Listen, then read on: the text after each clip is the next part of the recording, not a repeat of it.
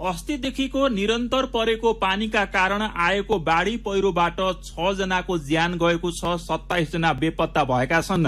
बाढ़ी पहिरोबाट 13 जिल्ला बढी प्रभावित भएका गृह मन्त्रालयले जनाएको छ। मन्त्रालयका अनुसार सिन्धुपाल्चोक, मनाङ, लमजुङ, पाल्पा, स्याङ्जा, बाजुरा, गोर्खा, अर्घाखाँची, प्युठान, कास्की, पर्वत, म्याग्दी र डोटी जिल्ला बाढ़ी पहिरोबाट बढी प्रभावित भएका छन्।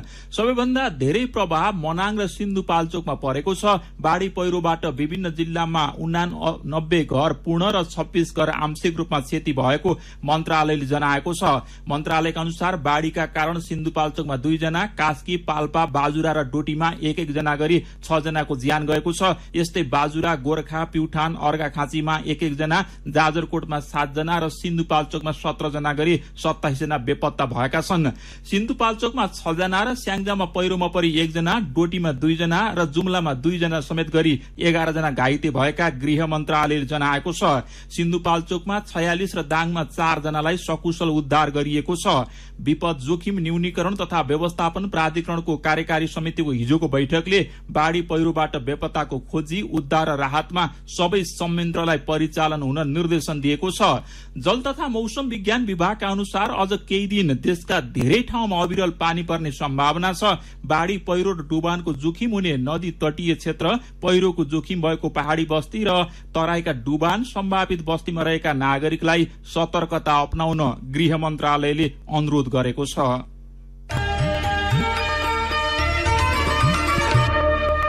सुनकोशी र नारायणी नदीमा अहिले पनि बाढ़ी खतराको तहसम्म पुगेको छ। काभ्रे र सिन्धुपाल्चोकको सिमाना, दुलालघाट र गुल्मीको रुद्रबेणीमा बाढ़ीको खतराको तहसम्म पुगेकाले सावधानी अपनाउन बाढ़ी पूर्वानुमान महाशाखाले आग्रह गरेको छ। महाशाखाका अनुसार आज कोशी र यसका सहायक नदीमा भने बहाव सामान्य रहने तथा सतर्कता तलै हुने पूर्वानुमान गरिएको छ। तर नारायणी, कर्णाली, महाकाली र यसका सहायक नदीमा पानीको बहाव बढ़ने महाशाखाले जनाएको छ। यसले ससाना सहायक नदीमा पनि आकस्मिक बहाव बढ़न सक्ने हुँदा नदी र खोला आसपास रहने नागरिकलाई आवश्यक सतर्कता अपनाउन महाशाखाले आग्रह गरेको छ। सिन्धुपाल्चोकमा बाढ़ीका कारण मेलम्ची नगरपालिकाका 600 र हेलम्चु गाउँपालिकाका झण्डै 300 जना विस्थापित भएका छन्। उनीहरूलाई विद्यालय र सामुदायिक भवनमा राखिएको छ। नेपाल रेडक्रसको सिन्धुपाल्चोक शाखाले हिजो उनीहरूलाई खानेकुराको व्यवस्था मिलाएको थियो। आज भने बागमती प्रदेश सरकारले पठाएको 1 ट्रक खाद्यान्न वितरण गरिने सिन्धुपाल्चोकका प्रमुख जिल्ला अधिकारी अरूण पोखरेलले जानकारी दिनुभयो। पानीका कारण सधैं चर्चामा आइरहने मेलम्ची यसपालि पानीकै कारण अकल्पनीय त्रासदीमा परेको छ। मेलम्ची नदीमा अस्ति रातिको पहाड़ी बस्तीमा पस्दा दर्जनौं मानिस बेघर भएका छन्। बाढ़ीका कारण हेलम्पुदेखि मेलम्ची भर झण्डै 150 घर डुबानमा परेका छन्। मेलम्ची तटीय क्षेत्रका 8 वटा रिसोर्ट, 2 मोटरेबल पुल र आधा दर्जन झोलुङ्गी पुल बाढ़ीले बगाएको प्रहरीले जनाएको छ। मेलम्ची बजार उजार बगरमा परिणत भएको छ। घरहरू पानीमा डुबेका छन्। यसअघि कहिल्यै नआइलागेको विपद सामना गर्नुपर्दा स्थानीय बासिन्दा त्राहिमाम छन्। अविरल वर्षाले मुहान स्थलबाट नै उर्लिएर आएको मेलम्ची नदीको बाढ़ीको उच्च बहाव अझै नरोकिएपछि स्थानीय बासिन्दा र सुरक्षाकर्मी सुरक्षित ठाउँमा सर्दैछन्। सिन्धुपाल्चोक बाढ़ी पहिरो र भूकम्पका घटनाबाट आक्रान्त बनेको छ। पछिल्लो दशकका हरेक वर्षात दुखा, पीड़ा र त्रासमा गुर्जने गरेको छ। वर्षा हुनासाथ कति बेला कुन बस्ती र बजार पहिरोले थिच्छ, बाढ़ीले बगाउँछ भन्ने चिन्ता जिल्लावासीमा शुरू हुन्छ। पहाड़ी भूभागमा पहिरो गएर सुनकोशी, इन्द्रावती, मेलम्ची, भोटेकोशी र ठाडा खोला नालामा जुनसुकै बेला बाढ़ी आउन सक्छ। जोखिम न्यूनीकरणका लागि राज्यका तर्फबाट प्रभावकारी पहल भने अझै हुन सकेको छैन।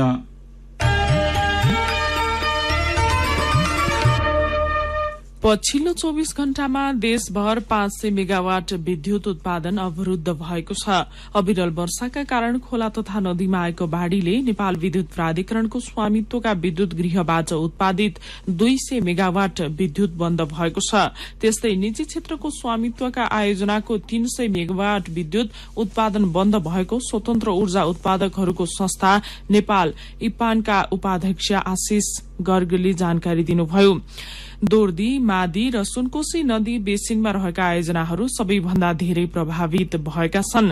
साना ठूला गरी 13 वटा आयोजनामा असर परेको छ र विद्युत उत्पादन अवरूद्ध भएको छ।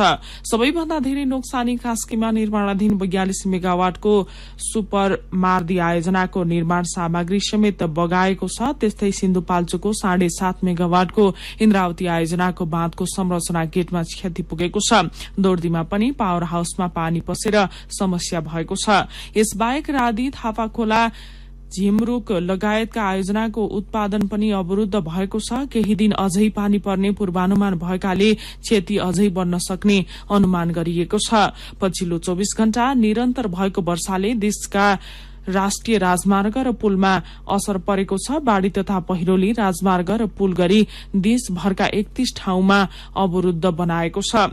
राष्ट्रिय राजमार्ग तथा सहायक राजमार्गलाई अवरोध रहित बनाउन देशभर 207 हेभी इक्विपमेन्ट परिचालन गरिएको छ। महाशाखाका अनुसार 87 वटा हेभी इक्विपमेन्ट विभिन्न राजमार्ग छेउमै राख्ने काम भइरहेको छ। कायाकैरनमा कोरोना क्याप्सुलसँगै खबरको सिलसिला बाँकी नै छ, सुन्दै गर्नुहोला। जाँगर नलाग्ने, थकान महसुस हुने, स्यास्या हुने, जिउ तातो जस्तो हुने, लामो समयसम्म सुक्खा खोकी लागिरहने जस्ता लक्षण देखा परिरहेका छन्। चिकित्सकका अनुसार यो पोस्ट कोविडको लक्षण हो। यी भनेका कोरोना संक्रमणबाट मुक्त भएपछि देखिने समस्या हुन्। उचित परामर्श नपुगेकाले धेरै व्यक्ति यी लक्षण देखिए फेरि संक्रमित भयो भनेर आत्तिएको देखिन्छ र डराएको स्थितिमा अस्पतालसम्म आइपुग्छन्। शुक्रराज अस्पतालको रिसर्च युनिटका संयोजक डाक्टर शेरबहादुर पुनले दैनिक औसतमा 1.5 दर्जन जति बिरामी पोस्ट कोविडको लक्षण लिएर अस्पताल आउने गरेको बताउनुभयो। उपचारबाट निको भइसकेका संक्रमितलाई पुनः शारीरिक तथा मानसिक समस्या थपिन सक्छ। उहाँले भन्नुभयो, जाँगर नचल्ने, स्यास्या हुने, खोकी लागिरहने, मुटुको धड्कन बढ़िराख्ने, श्वास प्रश्वासमा समस्या, सुत्न नसक्ने, बिर्सिने समस्या, डराउने, कान कराउने आदि जस्ता समस्या देखिन्छ। यो पोस्ट कोविड हो। विदेशमा 50 वर्ष माथिकालाई यस्तो समस्या देखिए पनि नेपालमा युवा उमेरमा नै यस खाले समस्या बढ़ी देखिएको उहाँले बताउनुभयो। निजामती कर्मचारी अस्पतालका छाती रोग विशेषज्ञ डाक्टर दिनेश विष्टका अनुसार अहिले पोस्ट कोविड समस्या लिएर ओपीडीमा आउने बिरामी बढ़ेका छन्। मनोचिकित्सक प्राध्यापक डाक्टर सुदर्शन नरसिंह प्रधानले पोस्ट कोविडमा धेरै मानिसमा मनोवैज्ञानिक त्रास देखिएको बताउनुभयो। कोविड-19 गएको छैन भनेर भ्रम भइरहेको हुन्छ। मानिसमा एन्जाइटी, प्यानिक अट्याकका लक्षणहरू प्राय जस्तो मानिसमा देखिरहेको छ। उहाँले भन्नुभयो, डर हटाउनलाई लामो श्वास प्रश्वासका माध्यमले मद्दत पुर्याउँछ। सबै नेपालीलाई कोरोना विरूद्धको खोप लगाउने घोषणा गरेको सरकारले चीनको सिनोफार्मासँग 40 लाख मात्रा भेरोसेल खरिद गर्ने भएको छ। भारतको सिरोम कम्पनीले कोभिसिल्ड खोप उपलब्ध गराउन नसक्ने बताएपछि नेपालले चीनको सिनोफार्मासँग भेरोसेल खोप किन्ने तयारी गरेको हो। कायाकैरनमा अब पालो आयो कोरोना क्याप्सुलको। कोरोना क्याप्सुल लिएर आउनु भएको छ गोपाल गुरागाई।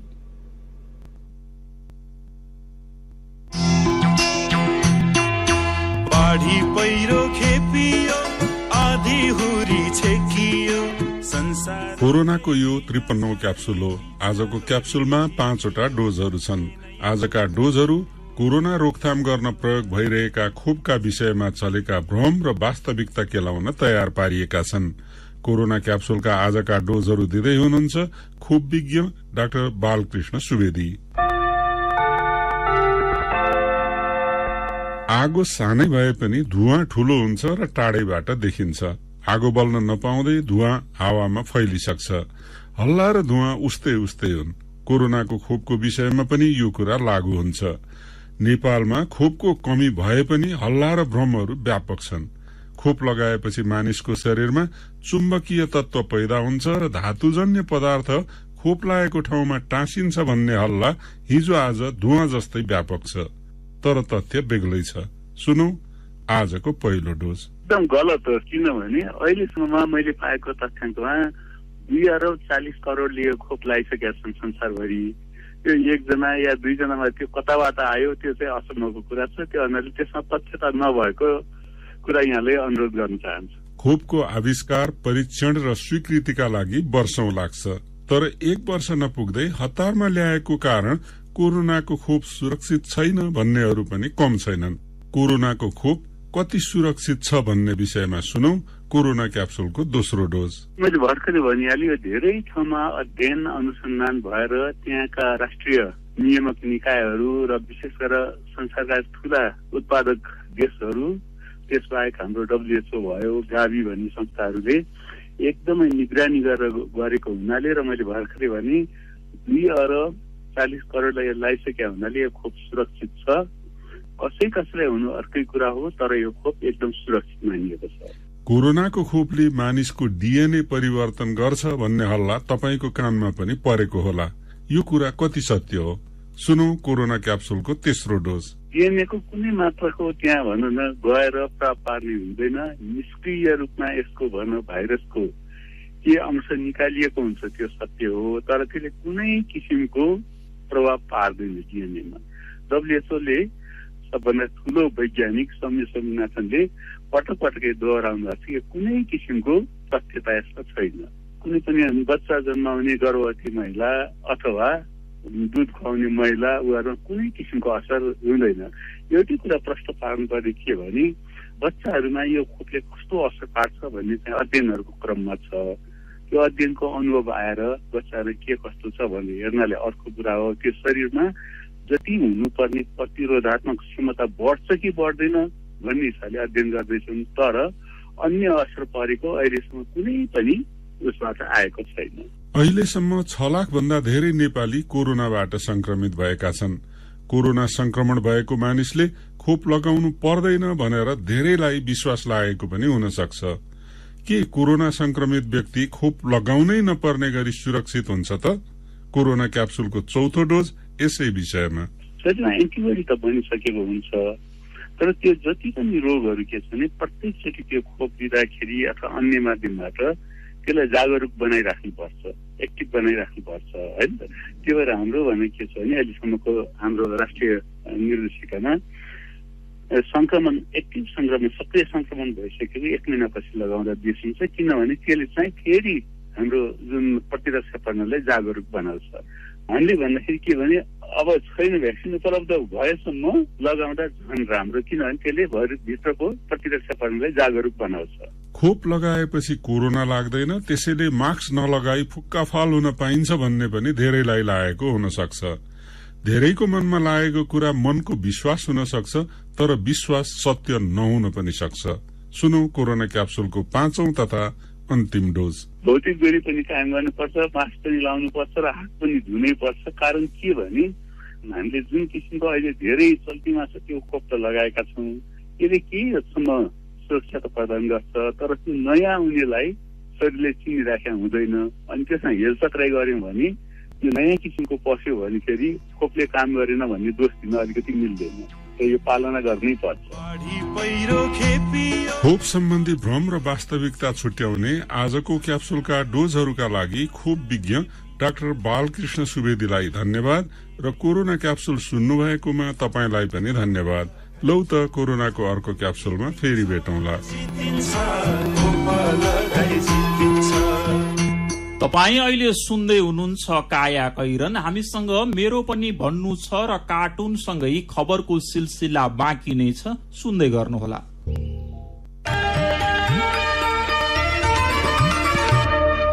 सीधा कुरा प्रष्ट विचार काठमाडौँमा 90 मेगाहर्ज उज्यालो रेडियो नेटवर्क मार्फत देशभरिका विभिन्न एफएम स्टेशन तथा उज्यालो अनलाइन र मोबाइल एप्लिकेशनमा प्रसारण भइरहेको काया कैरनमा तपाईलाई फेरि स्वागत छ। अब बाँकी खबर। स्वास्थ्य पूर्वाधार तथा कोभिड-19 नियन्त्रणलाई प्राथमिकता, विभिन्न छूट सुविधा, विगतका नियमित कार्यक्रमलाई निरन्तरता, सांसदको तजविजीमा खर्च हुने निर्वाचन क्षेत्रलाई रकम विनियोजन गर्दै प्रदेशहरूले ल्याएको बजेटमा आन्तरिक स्रोत राजस्व संकलन प्राकृतिक स्रोतमाथिकै कारोबारको भरमा रहने उल्लेख छ। प्रदेश सरकारले आन्तरिक स्रोत राजस्व वृद्धिका लागि आर्थिक वर्ष 2078-79बाट प्राकृतिक स्रोतको कारोबारलाई नै प्राथमिकतामा राखेको छ। आर्थिक मामिला तथा योजना मन्त्री टंक आङबुहाङले मंगलबार प्रदेश सभामा पेश गरेको आर्थिक विधेयकमा प्रदेश सरकारले आउँदो वर्षबाट वन पैदावार बिक्री शुल्क उठाउने व्यवस्था गरेको छ। प्रदेश 2 सरकारले पनि कर वृद्धिमा प्राकृतिक स्रोतको कारोबारलाई नै प्राथमिकतामा राखेको छ। ढुङ्गा गिटी बालुवा सवारी कर मनोरञ्जन कर वृद्धि गर्दै वन पैदावार र ट्राफिक प्रहरीले सवारी साधनबाट उठाउने जरिवाना प्रदेश संचित कोषमा जम्मा गर्नुपर्ने आर्थिक विधेयक प्रदेश सभामा पेश गरेको छ। बागमती प्रदेश सरकारले आउँदो आर्थिक वर्ष 2078-79 को लक्ष्य अनुसारको राजस्व संकलन गर्न करदाता र सेवाग्राहीलाई राहत एवं सहुलियत घोषणा गरेको छ। गण्डकी प्रदेश सरकारले ल्याएको आउँदो आर्थिक वर्षको बजेटमा केही शीर्षकमा मात्रै करको दायरा बढ़ाएको छ।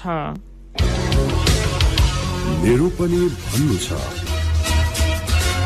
सरकारले असार 25 गतेसम्म कर बुझाउन निर्देशन दिएको खबर पढेर किरण गेवालीको प्रतिक्रिया छ। यस्तो अवस्था छ, नागरिक कसरी बसेका छन्, खान पाएका छन् कि छैनन् केही मतलब छैन। सरकारलाई कर तिर अरे कहाँबाट ल्याएर तिर्ने? जिम्मेवारी पूरा नगरी कर माग्दा सरकारलाई लाज नलाग्दो रहेछ है। कर बुझाउने सरकारको निर्देशनकै सन्दर्भमा विपना सापकोटा लेख्नुहुन्छ, नागरिक बाँचुन् वा मरुन् त्यसको अर्थ छैन। महामारीले व्यवसायलाई कहाँ पुर्याइदियो त्यसको कुनै हेक्का छैन। व्यवसाय डुबेर लगानीकर्ताहरू सड़कमा पुगिसके। सरकार यही महिनामा कर तिर भन्छ।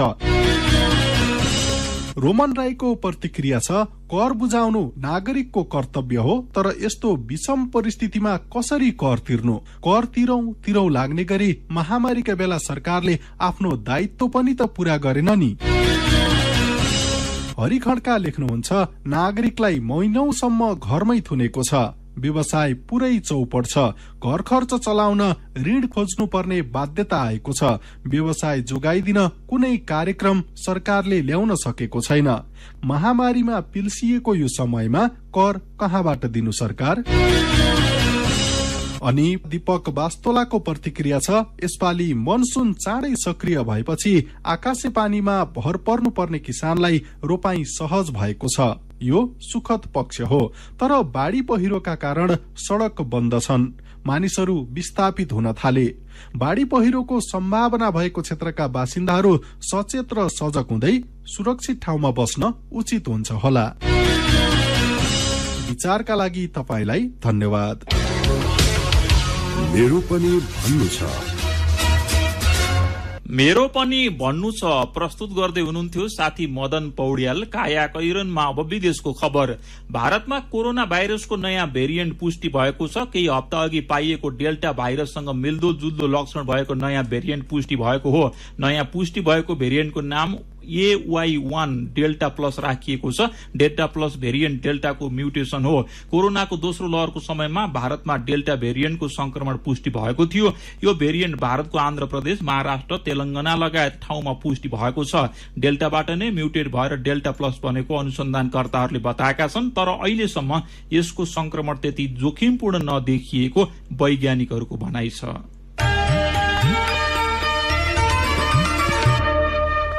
अब खेल खबर। नेपाल एशियन कप फुटबल छनौटको तेस्रो चरणमा प्रवेश गरेको छ। एसियाली फुटबल महासंघ AFCले छनौट प्रक्रिया संशोधन गरेसँगै नेपाल प्ले अफ नखेलिकन सिधै तेस्रो चरणमा प्रवेश गरेको हो।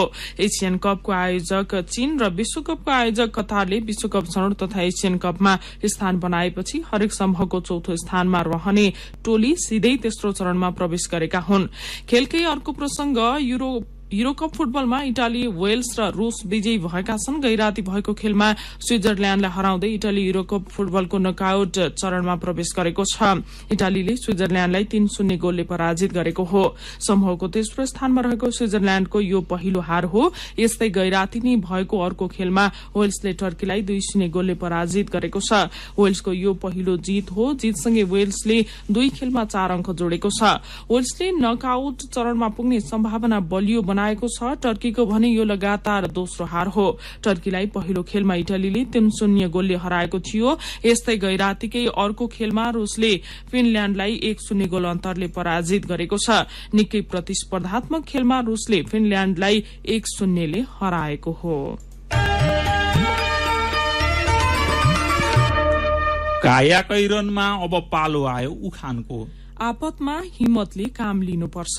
उज्यालो रेडियो नेटवर्कबाट प्रसारण भइरहेको काया कैरन सक्नु अघि मुख्य खबर फेरि एकपटक। बाढ़ी पहिरोबाट 13 जिल्ला बढ़ी प्रभावित, 6 जनाको ज्यान गयो, 27 जना बेपत्ता। सुनकोशी र नारायणी नदीमा अहिले पनि बाढ़ी, अझै केही दिन ठूलो पानी पर्ने सम्भावना। बाढ़ी र पहिरोले 500 मेगावाट बिजुली उत्पादन बन्द, देशभरका 21 ठाउँमा राष्ट्रिय राजमार्ग अवरुद्ध। कोरोना निको भएपछि पनि समस्या, खोप लगाए पनि स्वास्थ्य मापदण्ड अनिवार्य पालना गर्न विज्ञको जोड़। भारतमा कोरोना भाइरसको नयाँ भेरिएन्ट AY1 पुष्टि, थप अनुसन्धान हुँदै। र युरोकप फुटबलमा इटाली, वेल्स र रूस विजयी। अब कार्टुन। आज हामीले बास्यानले बनाउनु भएको एउटा पुरानो कार्टुन लिएका छौं। गाउँमा जथाभावी डोजर चलाउँदा बाढ़ी पहिरोको समस्या बढेको प्रसंगसँग यो कार्टुन सम्बन्धित छ। यहाँ पहाड़को थुम्कोमा रहेको झुरुप्प बस्ती नै खसाल्ने गरी तलबाट डोजरले धमाधम बाटो खन्दैछ। अनि त्यहाँ बाटो खन्ने हेर्नेहरूको घुइँचो छ। डोजर चलेको ठाउँमा दुईजना मान्छे गफ गर्दैछन्। एउटाले भन्दैछ, पहिरोले गाउँ रहला कि नरहला, डोजरले बाटो त पुर्याएरै छोड्ने भो नि, बधाई छ है दाई। आजको काया कैरन सकिएको छ। काया कैरनबाट प्राविधिक साथी प्रवीण श्रेष्ठसँगै हामी पनि बिदा माग्छौं। काया कैरन सुन्नु भएकोमा तपाईलाई धन्यवाद। उज्यालो मोबाइल र अनलाइनमा प्रसारण भइरहेका रेडियो र अनलाइनका सामग्री भाइबरमा पनि उपलब्ध छन्।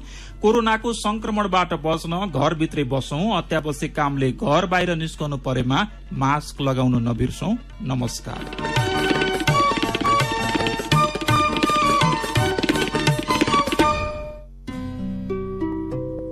बचो बचो बचो कोरोना बाट बचो, बचो बचो बचो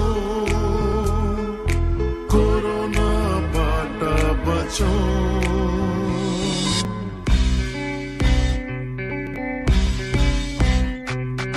भेट्नु त नमस्कार नमस्कार, अभिवादन गर्न अभिवादन, घर आउँदा